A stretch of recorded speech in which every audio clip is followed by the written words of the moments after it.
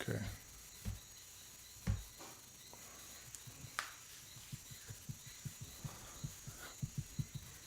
What's going on, guys? Illumignostic. I hope you got to watch the interview with Maestra Juanita. I found it to be remarkable. It was a remarkable experience. You know, obviously, I've had a lot of experience drinking ayahuasca over the last few years, hundreds of times, I'm sure, well, the last 10 years at this point, I guess, with, you know, a lot of different shaman, and all of them, I think, were very good. But there was definitely something unique and extra special about the experience with Juanita. And now, after the fact, you know, I'm almost inclined to say that if you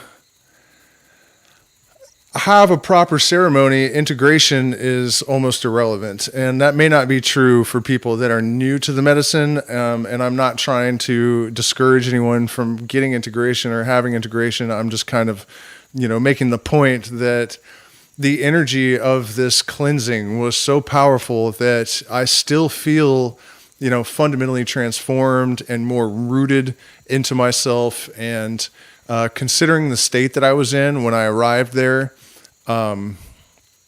it just makes it that much more remarkable that I feel so much more centered and focused and just generally more positive.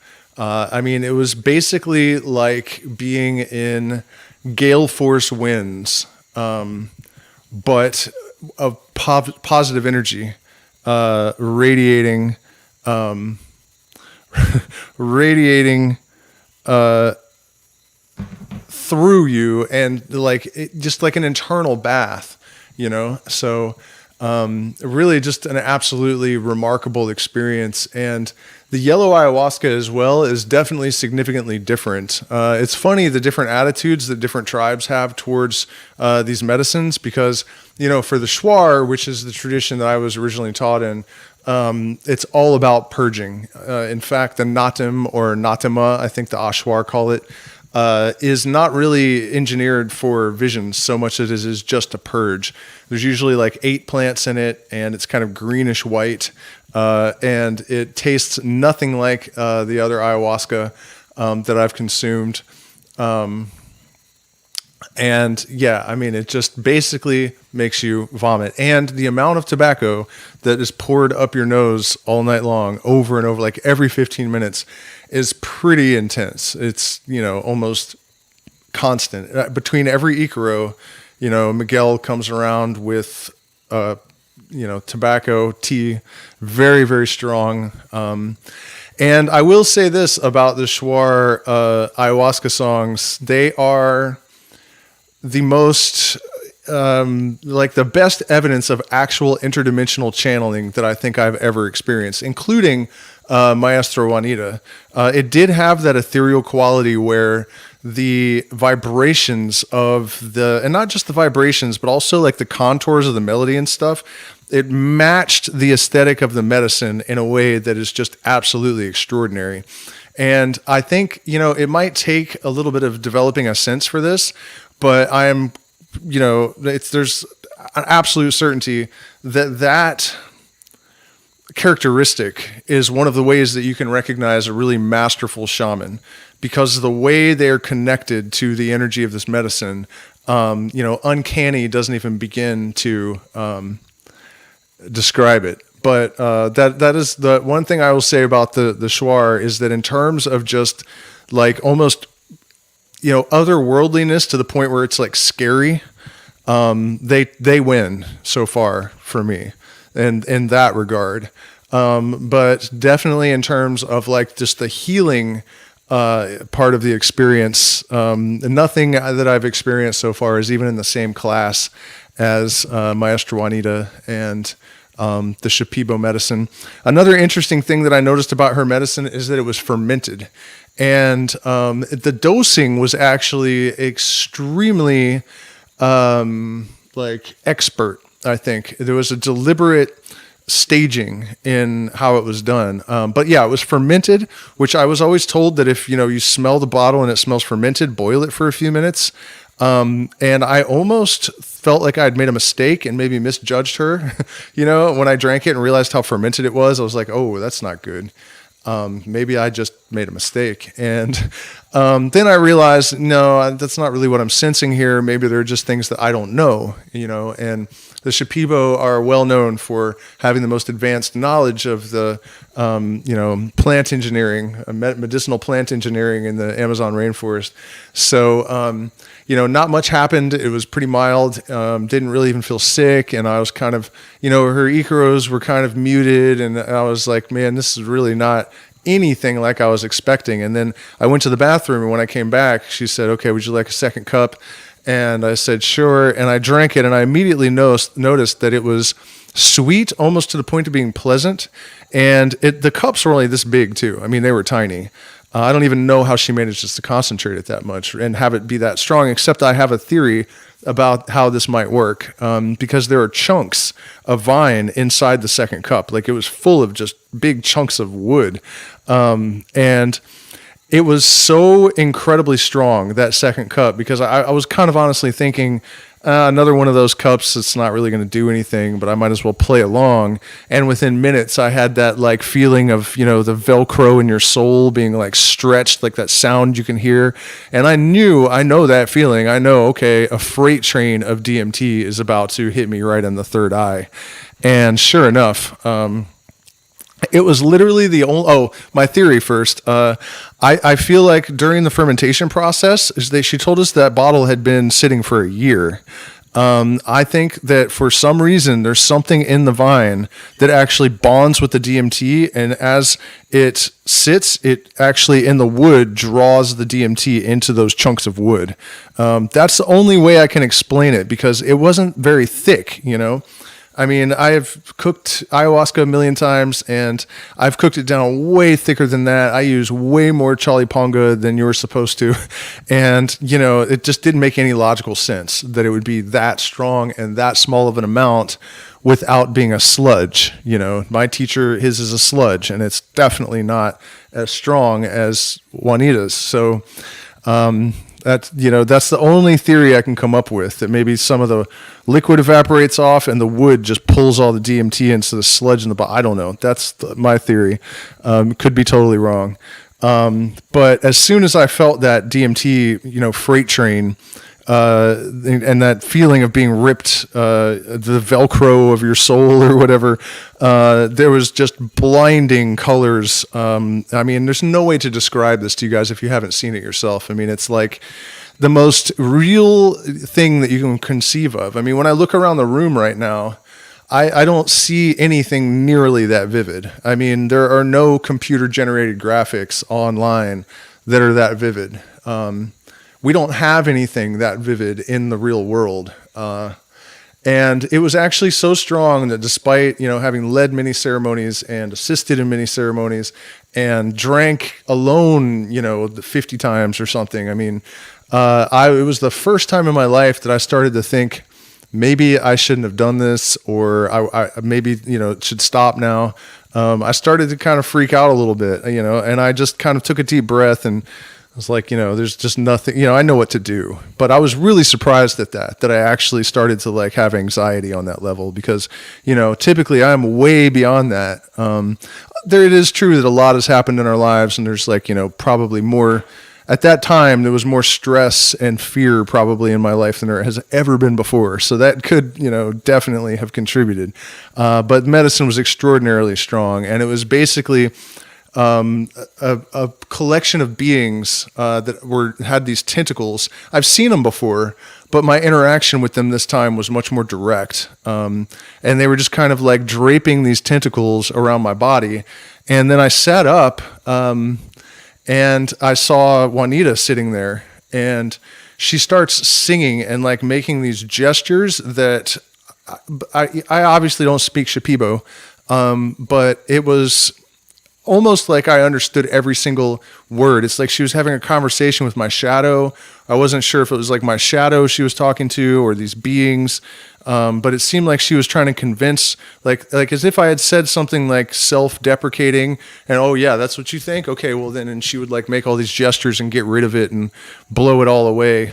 And I mean, again, it's just beyond description. She is so completely involved in what she's doing. Her movements are so intense, and she's just, sweating and just, I mean, it's crazy. I've never seen anyone that emotionally invested in this work.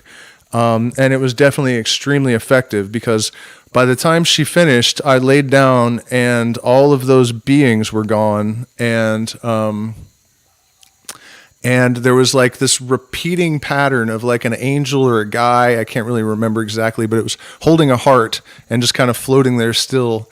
And everything was just total peace and clarity. And I just felt like, just when you think you've seen everything, you realize that you don't know anything. It's a remarkable quality that the universe has, that, you can go as far out as I have, as many times as I have. And I'm not talking about just with ayahuasca, all of the sort of crazy rabbit hole experiences I've had in my life and all the improbable circumstances I found myself immersed in.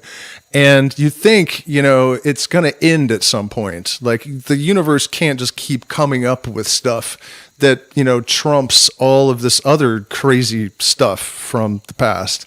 And yet, it manages to generate things that are on another level from the things that have come before.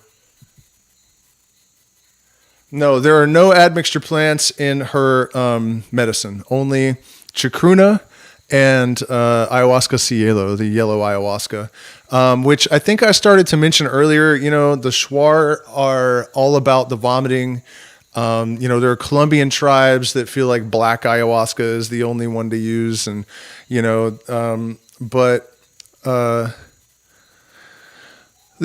also the Shuar attitude towards yellow ayahuasca. I mean, they know that it exists, but they kind of say that it's, and the Kichwa, I think, said this to me too, that it's just kind of for tripping. It's not serious. That if you're really trying to do like deep work and go in there like in a shamanic way, then you have to drink the red ayahuasca and spend the whole night vomiting, but, I don't think they're wrong. I mean, I do feel like there's a time and a place for everything. And, I'm all about syncretic approaches. So I think it's really important, for us to go and experience different lineages and traditions, because then you kind of know what things are for, And in the place where I was at that time, the yellow ayahuasca was the right thing, because it doesn't have that debilitating, heavy, it was the appropriate energy for that time and place. So yeah, I mean, I just think it's important to take note of all this stuff, because it's all important. I would even, there are a lot of people that say that you absolutely shouldn't do this, but I could really see mixing the yellow and the red together to try to come up with something in the middle. And I think also probably if you used older sections of the yellow, it would probably induce the vomiting. I mean, I was a little bit on the fence about that. It was kind of nice to have that, like, physical mobility and like not feel so weighed down and like constantly vomiting, intensely vomiting. It was kind of nice, but at the same time, my experience has been that if you don't vomit, the ceremony is considered a failure, from the Shuar point of view. And probably Kichwa would say so as well. Not entirely a failure, but, the purge is like the main thing. Having acknowledged that, though, I would say that the after effect and the lasting transformative impact that it had on me kind of challenges that idea that the purge is absolutely necessary in order to heal this deep emotional stuff. So yeah, I guess I need more experience with this ayahuasca cielo, and maybe to drink a little bit more vine heavy brew and see what I think. There's Yopo here, the Wilka. Actually, you can go into a store in Iquitos and buy kambo, bufo, ayahuasca. There's actually, prepackaged powdered ayahuasca with like a regular store label, like a brand, and like San Pedro powder and San Pedro paste, coca leaves, ombule, mambe, really like any plant medicine product that you can imagine. There is mapacho cigars with toei leaves wrapped into them. There's tobacco with chacruna. There's just and vanilla bean, of course, all the rape that you can possibly imagine is all stocked everywhere. So it's pretty crazy. I mean, and then, there are anaconda heads for sale all over the place. And it's a really interesting place. Definitely really interesting energy here.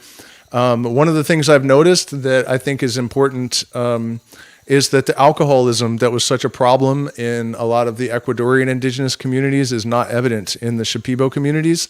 And the difference is that the entirety of the population, at least as far as I've seen so far, is still using ayahuasca, and they begin that generally as children. And I think that is pretty overwhelming evidence for the efficacy of ayahuasca as a sort of conditioner for the soul. Because where we have removed that influence, and this is true in European or Western culture as well. The disassociation with these ancestral medicines and ancestral practices has left the entire planet adrift, and so it's really inspiring and kind of or affirming, I guess, to see that in communities where ayahuasca is still everyone's connected to it. Everyone is psychologically and emotionally healthy, despite what a lot of people would consider extreme poverty. But then again, money has a different. It's just not the same attitude here. In the United States and Europe, people have a very different attitude towards money. Here, it's definitely not that important. There are people that have been commercialized and corrupted by it, and they're adopting that North American attitude. But generally, it's, people are only interested in getting enough of it as they need, because we have plantains and bananas and pineapples and mangoes and all sorts of jungle fruits. Aguaje is an amazing multi-purpose palm fruit. If you're ever down here, I think they're called chichuris. They're like popsicles made from aguaje, this palm fruit, and it's absolutely and the ice cream too. They make ice cream from tungarawa, which oil for your hair comes from that palm. There's so many palm fruits, long story short. And then the pava roofs, the leaf can be pulled up before it opens, and there's a shoot, and you can eat the first 6 inches until it becomes too fibrous. So, there's cacao everywhere, especially in Ecuador, just everywhere in different types. Cacao Monte is like a savory type of cacao. It has theobromine in it, just like the other cacao, and loaded with B12 and protein. I mean, and then you have all these psychoactive plants everywhere. So, this place is pretty literally the Garden of Eden. And it really, spending some time here really drives home the depravity, the real loss of just what destroying the rainforest actually means, what it entails. And, it kind of explains why a lot of indigenous communities really don't like white people very much, or outsiders. When you realize, that mining and agriculture has destroyed the fish populations. It's better here around the Amazon. But where we were in Ecuador before, the river was almost empty. There was nothing left. There's a little bit, but I would watch the Kichwa go out and throw their nets for hours and not get a single fish. So just imagining 100 years ago, or less probably, but 100 years ago, say, when all of these fruits and vegetables were abundant in the jungle, the animals were more abundant. The cuy, I can't remember what it's called. It's like a little deer rodent sort of affair. Those were abundant back in the day. Now they just eat guinea pigs that are bred in, farms. But it was a true paradise. They had everything they needed. They had psychoactive plants everywhere, medicine, all types of medicine. The weather, a little bit higher up on the sides of the mountains, like in the low mountains in the jungle, it's like a beautiful spring day every day. The rain is not too bad, even during the rainy season, just maybe a few hours in the afternoon. It just really, really hurts your heart when you realize what has been taken away from the indigenous people here, in terms of just the habitat loss and the species loss. And that's one of the reasons that, you know, I do what I do. I try to find people that are authentic, you know, people with their hearts in the right place, and try to use what little internet clout I have to try to funnel some money to them, you know. It seems like the appropriate thing to do, because their medicine certainly saved me from, you know, a violent temper and all sorts of self-esteem issues and all sorts of problems, you know, that were actually first healed by drinking tobacco. That was my first real experience with South American plant medicine.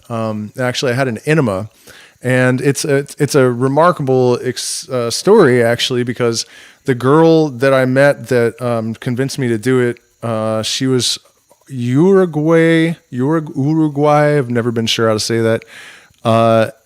Indigenous and Swedish.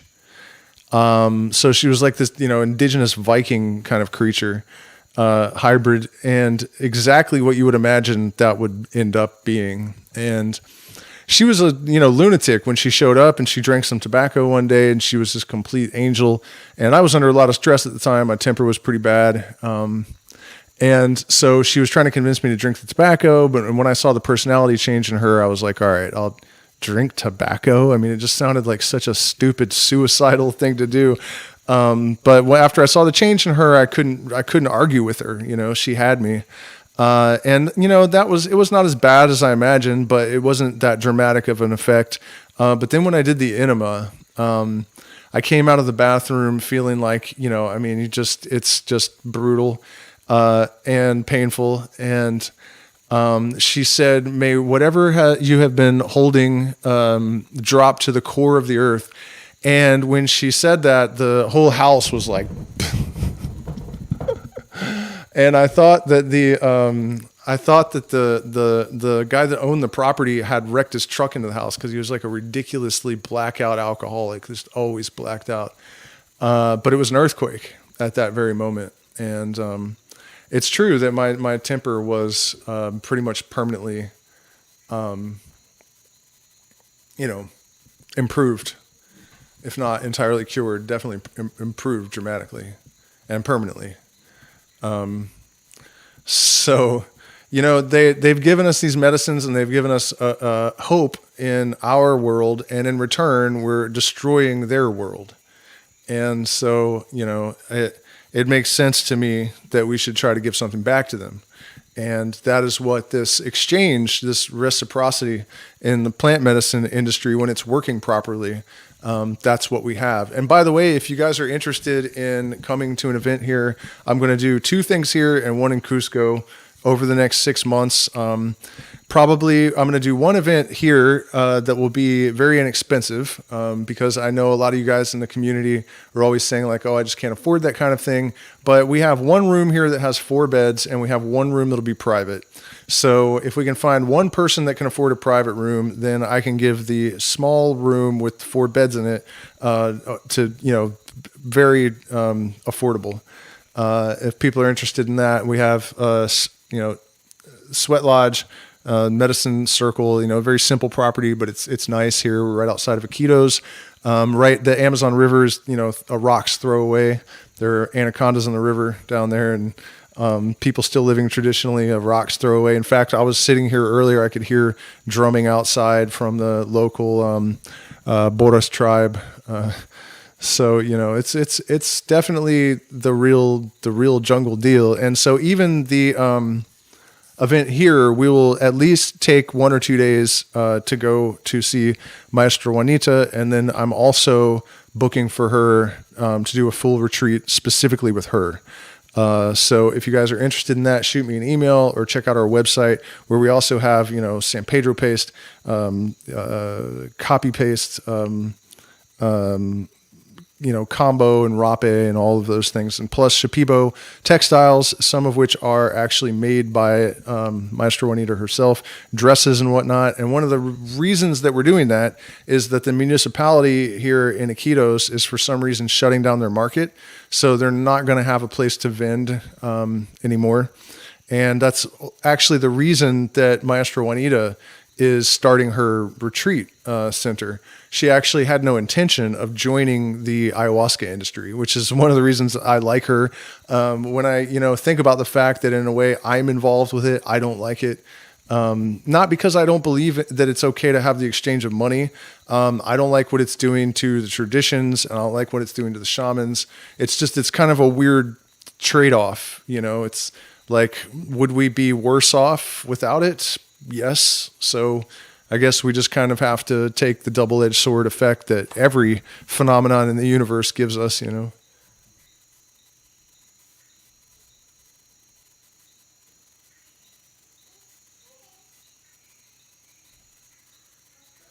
Yeah, he's asking if different parts of the vine affect, how the taste and how nauseated it makes you and the body load and all that stuff. And I would say I'm pretty sure about that. I mean, the tannins in the vine, I think, in the darker vines make it worse. But also there's just different ratios of tetrahydroharmaline and harmaline and the other, I don't remember them off the top of my head at the moment, but the various harmalas are in different ratios, and some of them probably are more difficult to process. Yeah. So, I mean, that's, and then also some of it is just the serotonin levels. If, you have a very strong brew, you just, you have a lot of DMT and a lot of harmalas, and it's just, but again, for the tradition that I was taught in, the vomiting is everything. So it just depends on your preferences, how you want to deal with that. Yeah, well, you can not believe in money all you want, but money believes in you. I mean, the thing is, we have to, some of the conditions in this world are dictated to us and not by us, at least at the current juncture. And so, as much as we don't like it, we kind of have to bow to certain influences and do the best we can to use that energy to mitigate the destructive forces. And that's kind of where I'm at with my thinking. I mean, obviously I rejected society most of my life. Some of you guys have been asking about the Outlaw series that I was doing about the biographical stuff that I kind of didn't want to even talk about on this channel ever. But I did start doing them and I stopped. But I just wanted to mention that I'm going to resume that sooner or later. But you know what I mean? Like, I have avoided contact with the mainstream society my entire life. Like, totally. I'd never watched mainstream television. I didn't use the internet until 2012, and then only sparingly. It's only in the last 4 years or so that I've really been, constantly online because it's what I do for a living, basically. But at this point, I'm realizing that if I continue down that trajectory, there's not going to be any world for my son, maybe. Those of us that have any kind of potential and the inclination to try to make waves of, positive influence, we're kind of obligated to do that. And in order to have any kind of presence, one of the main things that is restricting my ability to grow online and generate any kind of meaningful influence is that I don't have a lot of capital to pay for advertising and, overcome the shadow ban and all that kind of thing. So over the last couple of months or years, last couple of years, I guess, I've been forced to kind of embrace the idea of actually trying to make money. And for me, there are certain strictures, dictates, parameters that I can operate within, because I feel like I have to set an example. And that means that, if I'm going to try to make money, then I have to do it according to certain principles. And so that is my social experiment. I'm trying to see if I can still live on my own terms and have a positive impact and actually survive. And so, speaking of that, it really helps if you guys support me, because YouTube has demonetized me many years ago and shadow banned me. So it's really difficult for me to get a leg up. And you can do that by joining our Patreon, and we do secret streams on various topics there that I think is my best content, especially the Degree 28, which went on for like 3 months. I think that was super powerful, and all the patrons agree that it was, was solid. So you can do that. And then there are also options in the chat for PayPal and Zelle and Cash App. And then also you can go to our website and buy the textiles, the Shipibo textiles, which are all made, by the way, from shambira, which is textile or fabric made from plants from the jungle, and they're all one of a kind and handmade, and they feature Ikaro designs, which basically work in the same way that a what are those, QR codes that you could scan your phone, you scan your eyes with it, and it's sort of a visual representation of the vibratory signature of various Ikaros. So most of these clothes feature, toei flowers, and maybe there's a really great shirt that I wish I could buy that has a jaguar vomiting up an anaconda, because jaguars actually may have led us to ayahuasca in the first place. There's one of my videos actually on how to make ayahuasca that has a super cringy intro. I don't know what I was thinking, but it has also really good video of a jaguar eating ayahuasca leaves and obviously becoming intoxicated and rolling around on the ground. And a Kichwa shaman told me once that that's how they found ayahuasca. They saw the jaguar eating it and then flopping around on the ground. And they were like, well, we should try that now. And so the jaguar is vomiting up the anaconda on this shirt as a reference to, because the anaconda is one of the main, really, I think the main totem animal of ayahuasca, because a large ayahuasca vine is pretty much an anaconda, full-grown anaconda. Very, very similar creatures. And then on the back, there's Ikaro design. It's an amazing shirt, and there's a bunch of crazy products like that, and some of them are actually made by Maestra Juanita. So, lots of ways to support the channel. And it allows me to keep supporting other people too. And also keep your eyes out. We are doing, somebody provided a little bit of funding actually so that we can try to investigate and try to figure out exactly where Sananga came from and what the kind of spirits involved with it are, and see if we can trace the lineage of it a little bit. Because apparently that work hasn't really been done and the information is not readily available. There are plenty of them around. Just walking down the street, they've landscaped with giant Sananga bushes all down the sidewalk here. That's actually something you'll see in a lot of places in South America where there are a lot of indigenous people, is that the parks are landscaped with Chirik Sananga, Uchu Sananga, Bobinsana a lot. And you'll even see Wilka oftentimes in the parks. And the reason is, I think, that they became sort of accustomed to planting these plants around their villages.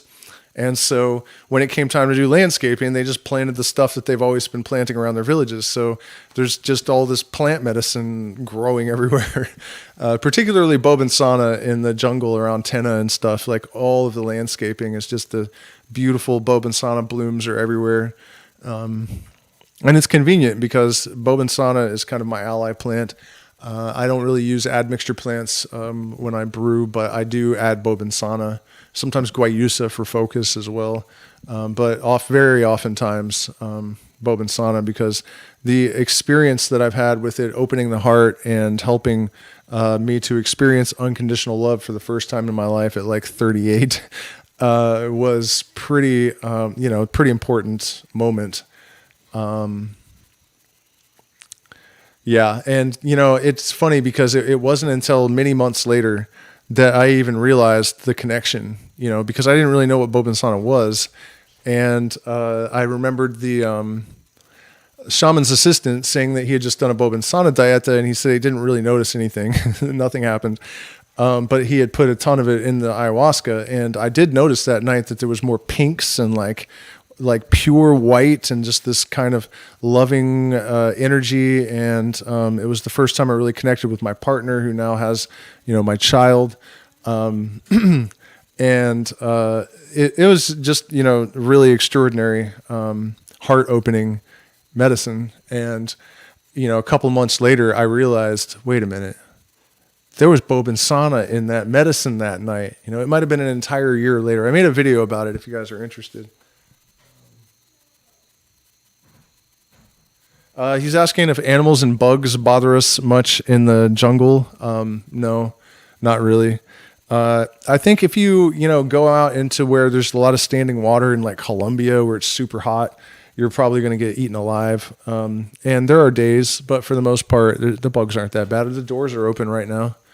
I'm in shorts and a t-shirt, and it's not bad. There are no animals to bother you. I mean, I don't know what's going to bother you. There's actually a healthy jaguar population around Iquitos, though, supposedly. And you do see a lot of jaguar parts for sale in the markets, which supports, I mean, it wasn't illegal to hunt them in Ecuador from what I remember. So, I haven't checked on this in a few years, but I don't believe they're endangered. I still don't think you should necessarily be hunting them to sell their teeth. I think it's a lot different when you had one shaman in a village and he wanted to have the energy of the jaguar and would, kill one, and have a tooth. But now that we have an industry and there are so many people, becoming shamans, that it's not good that all of these anacondas, it makes me really sad. The anaconda has been my favorite animal since I was, 6 years old, 7 years old. And it's really sad to see all the anaconda heads around in the markets. And just to imagine that they probably kill them every time they see one. The last one that I know of in the last really large, like 30-footer that I'm aware of in Ecuador, the Shuar, the local Shuar found it in the river in Puyo, and they just killed it. Which, I think it's an unfortunate practice, but it is true that a lot of the indigenous people nowadays kill every snake they see.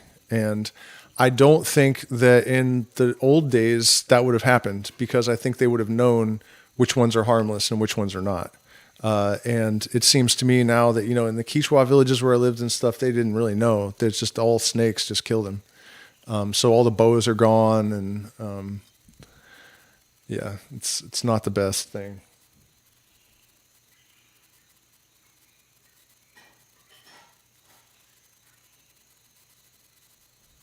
No, I didn't diet it, but I don't know if you watched the video with Juanita, Maestra Juanita, but she's talking about how ayahuasca opens you up to the other medicines and allows you to have greater receptivity to their influence. And I think that's why I generally don't bother with dietas. In fact, a lot of people that would know, and I've suspected this for a long time, say that, the dieta actually is a modern invention to convince people to stay at retreats for a long time and pay a lot of money. And I know that that's not true in the case of the Shipibo, for some of these plants, but I've seen some pretty, sus stuff online, like year-long Toei dietas and stuff. Toei is pretty toxic if you take it for a year. I don't know about that, So, what I'm getting at is that I think that the practice of using ayahuasca to become more receptive to the influence of these other plants is far more effective than dietas. And there's consensus about that. I mean, everyone that I know of that has done both approaches, some plants obviously are going to have an effect. Something like Chirixananga, that has hyoscamine and scopolamine and all of these things in it, you're going to notice that. And it's probably going to be difficult. Toei as well. Bobinsana, it's very subtle. There are harmalas in Bobinsana, but they're very mild, and probably not going to cause, even if you concentrate it down to a paste and eat a bunch of it, you're not really going to notice unless you take it with ayahuasca, I think.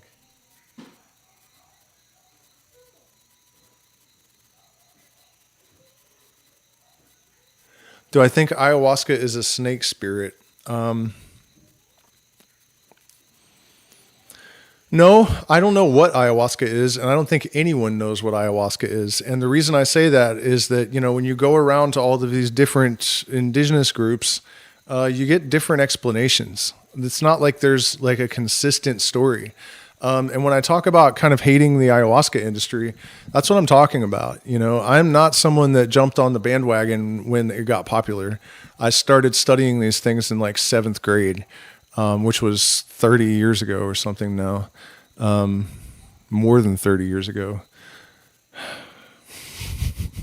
So, I've noticed some of the things that have just grown up out of nowhere and fabrications and, just stuff that has been a product of the industry, and even people that have a lot of influence in the industry that have an agenda, like vegans. Vegans have really had a huge influence on, what has sort of been added as traditional practice.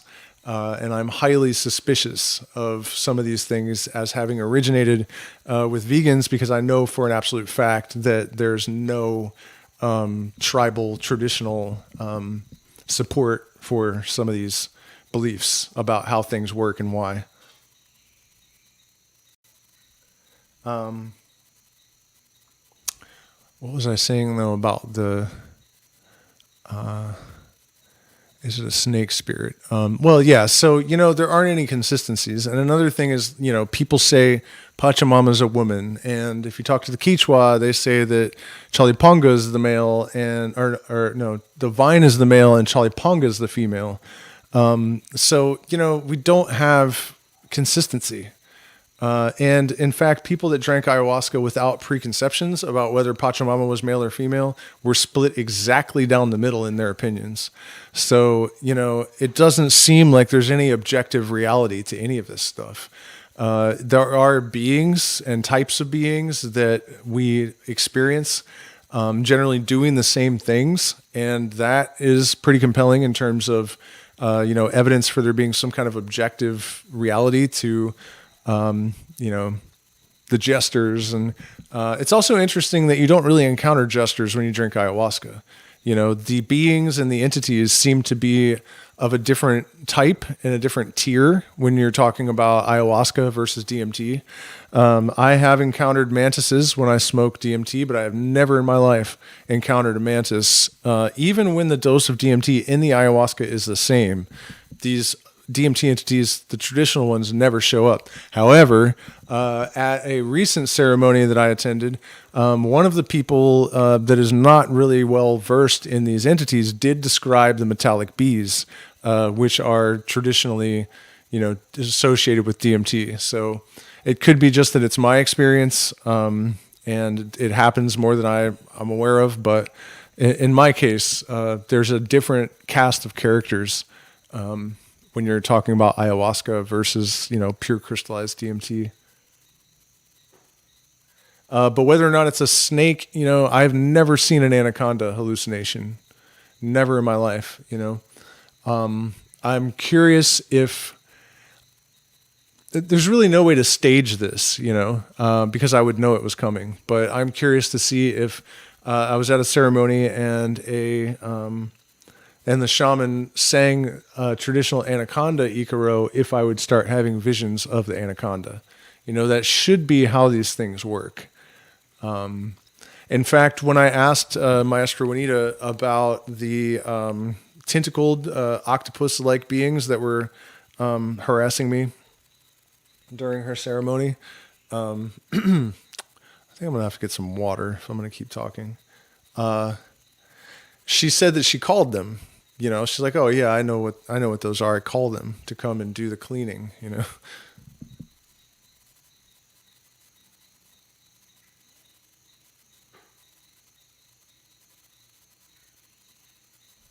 What do I think about vape DMT? I think if you have access to a vape and you have DMT, it's going to be the easiest way to, what is that word? Titrate your dose. Is that the right word? And also to burn it at the right temperature, because if you get DMT too hot, it becomes really astringent and it burns the hell out of your mouth. So of course you should use a vape, because that's just the most effective way, I'm not, I'm all about syncretic approaches, whether you're talking about spirituality, or plant medicine, or, technology with ancient practices. If it's done with the right mentality, that's why we're here, is to innovate and create and make advancements.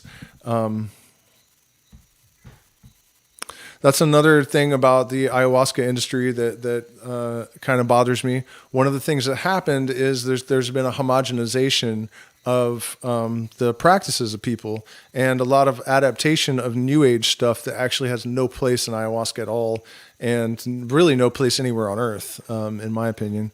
So, the idea that I've heard of people like very dogmatically insisting like the Icaros have to be sung a certain way and exactly like this. And there's no real shaman on earth that would agree with that. That's just complete BS. Every single shaman is supposed to receive their own songs, and if not, to at least reinterpret them. Traditionally, it's a very individualistic, discipline. And I think it's really sad that the ayahuasca industry has what happens is people, shamans, traditional shamans feel pressure to conform to the expectations of the consumer. And so they'll abandon their own actual real traditional practices in favor of what new agey, trendy people expect to see when they go to a retreat based on what they've read on the internet. Which, in my opinion is sad, because we have already lost most of the original ayahuasca practices to Catholicism. This is something that a lot of people hate to hear. I actually read a paper today from a scholar of plant medicine that was arguing that it's not true that the general standardized version of an ayahuasca ceremony where, the smoke is blown in the cup as a blessing or on the head of the person, and agua florida is spit all over you and maybe spit on your head, or, those things. It's holy water, and it's the incense stencher from the Catholic, I don't remember, the Mass, I guess. So it's already been completely contaminated, and what we think of as a traditional ayahuasca ceremony is definitely not. It's not. Nobody knows what that is anymore, unless they're uncontacted tribes that still use ayahuasca. The only element of it that I think is really,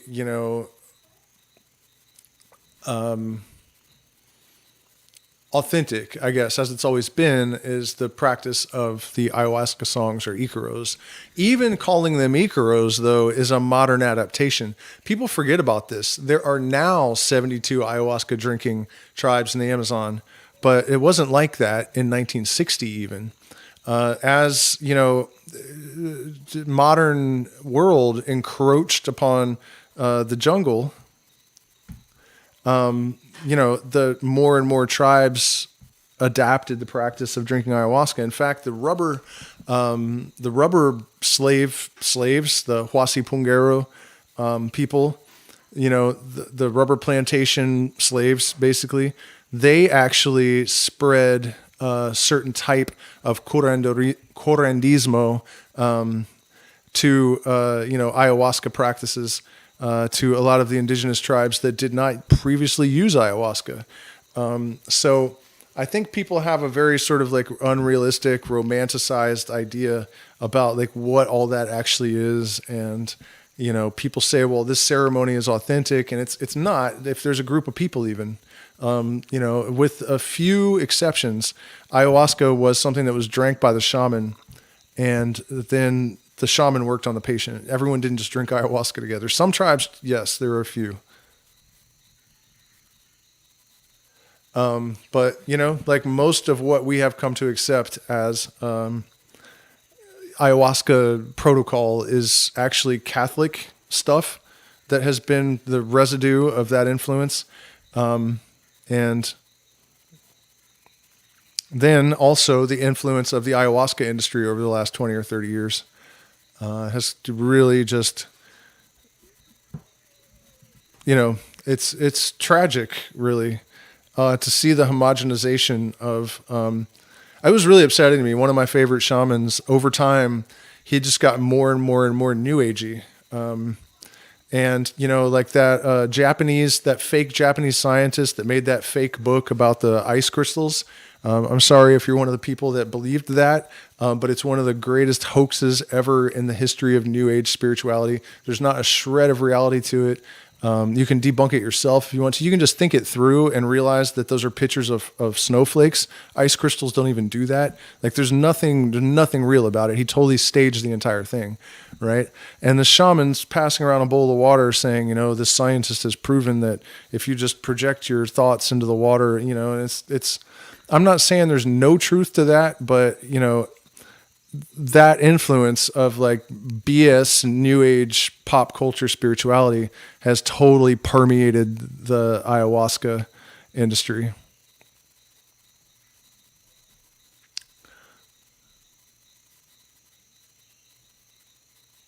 Yeah, well, the church does that everywhere. I mean, you know, one of the main tools of control. Am I lagging really badly? Because I keep getting this message and my viewers are dropping them. Maybe they don't like hearing that their the you know ayahuasca ceremonies they've participated in are not authentic.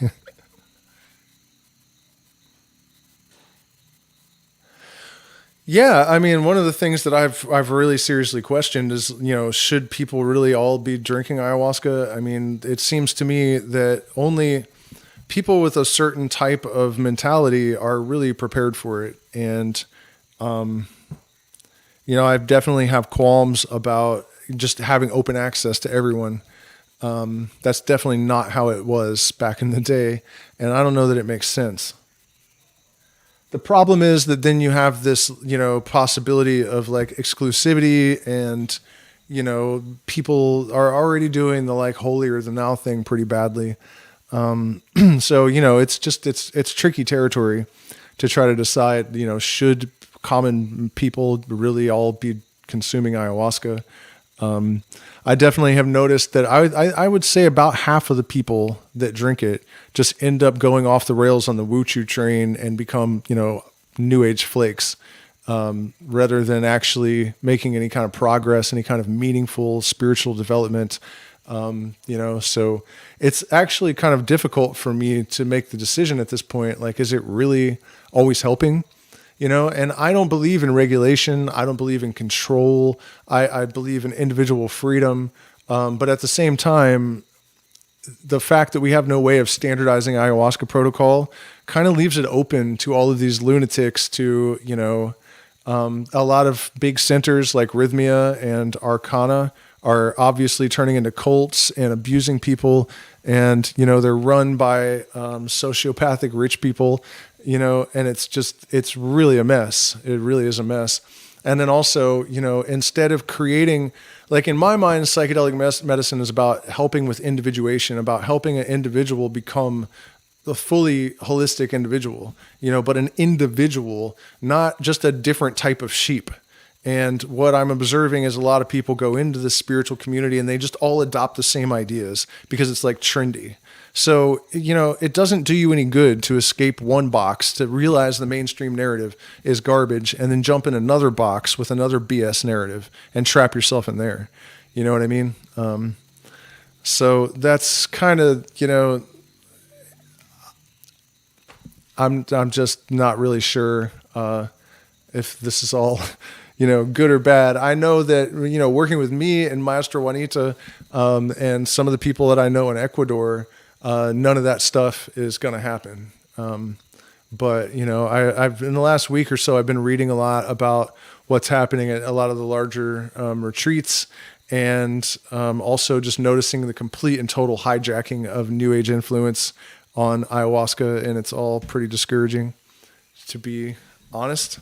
And so, you know, I'm trying to do my part to funnel people to people like Maestra Juanita that I know are 100% coming from the right place for the right reasons. And again, you know, Maestra Juanita has no exposure to the industry. You know, she hasn't been doing this for the public previously. So 9 o'clock, that's pretty early. I keep lagging. It's getting on my nerves. I don't know if it's affecting the stream or not. By the way, you guys, I, you know, failed to mention often enough probably that it helps, I think, if you hit the like button. Please share my videos because I'm shadow banned. People were telling me yesterday no one got notifications when I went live. And so, it's very difficult for me to justify spending all this time on YouTube if, I need a grassroots movement to spread my videos and also to support us financially since I'm demonetized. So there are options in the chat and in the description and all sorts of ways for you to be reciprocated for your support in our Patreon and on our website. So we really do appreciate that. I'm actually going to get some water and you guys can think up some questions maybe.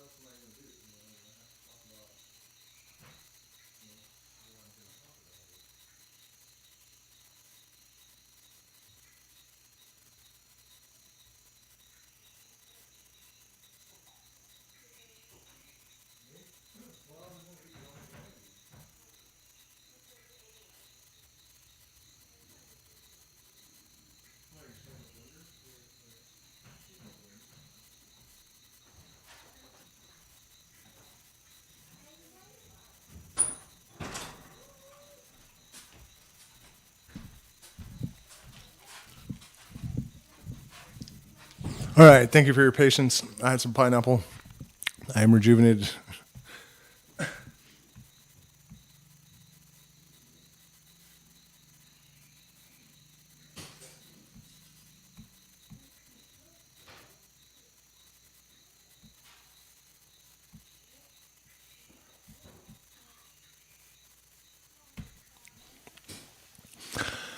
Well, yeah, it's true that Sunday school is definitely not good for your mental health.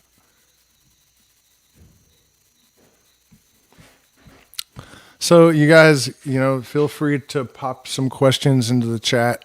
I didn't really talk much about the events down here. I guess, I don't know, maybe when I should pay better attention when there was like 20 people in the chat. I probably should have said something, but or did I explain? I don't know. We're doing two. We're doing three actually. Cusco, which is going to be more like Andean medicine, Andean practices, and also a focus on hermetic magic and scientific illuminism and kind of the philosophy and metaphysics of all that stuff. And then the more expensive event will be 7 days at Maestra Juanita's, but she only has a couple of cabins, so it's only going to be a few people, probably 2 couples if I can figure that out, because they're pretty small beds and there's only 2 cabins. There might be a third one by December, so it's going to be very small, which I think is perfect.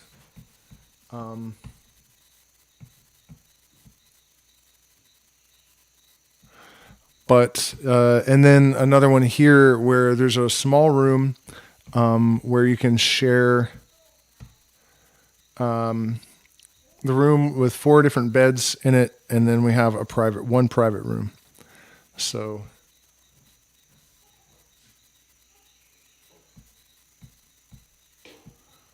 shit. Yeah. Man, I should have waited till I got offline to transfer that.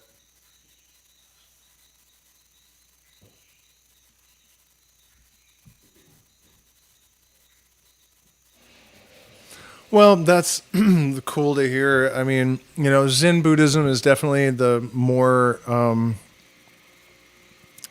useful strain. I have issues with some types of Buddhism, some strains of Buddhist thought. The idea, the absolute focus on suffering is not the healthiest thing, and it's not what we're here for. and I am suspicious of any religion that has achieved mainstream acclamation or institutionalization, really, because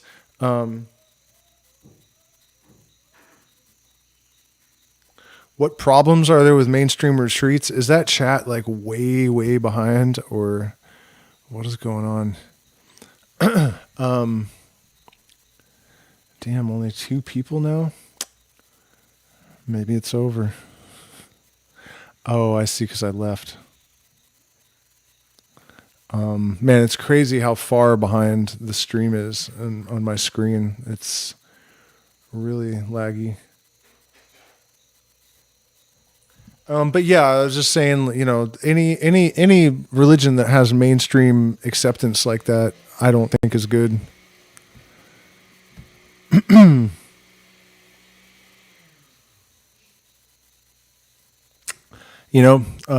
They're trying to create pacifists, first and foremost, I think. And also the herd mentality of it is not that different from Christianity or, everyone wear an orange robe, everyone be bald, get rid of your identity, get rid of your ego, do not pursue wealth, do not pursue power, just sit there in the temple and eat your rice,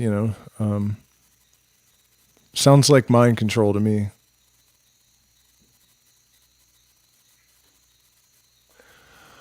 And then this question about the problems with the mainstream retreats, they're all turning into cults, the biggest ones, especially Rhythmia, Arcana, I've heard stories about recently. And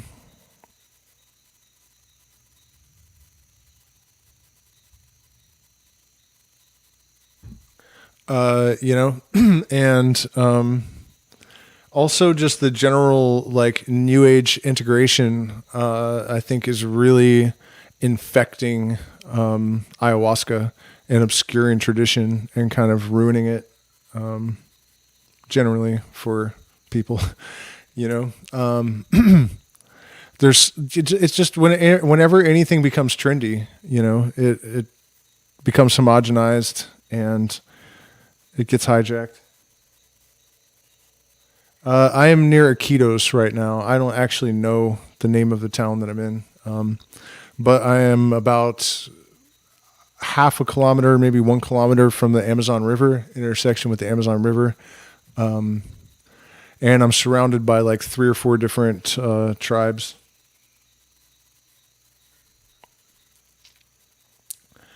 So, yep. All right. Well, I think I have said enough about ayahuasca for the time being. I might pop back on actually because someone asked me to talk about Anton LaVey and his influence on me. So I'll probably take a break and a little bit of a shower or something to get my mind moving again. And then I'll be back to talk about Satan, I guess, by request. So, and you see why I need your support, you guys. I mean, it's so difficult for me to try to be a commercial entity because if I'm going to do what I do and just talk about things honestly and openly and leave no subjects off the table, it's really hard for me to get sponsors and to, it's just, I'm just too inclined to controversial subjects, So anyways, thank you guys so much for spending this time with me and I'll see you again very soon.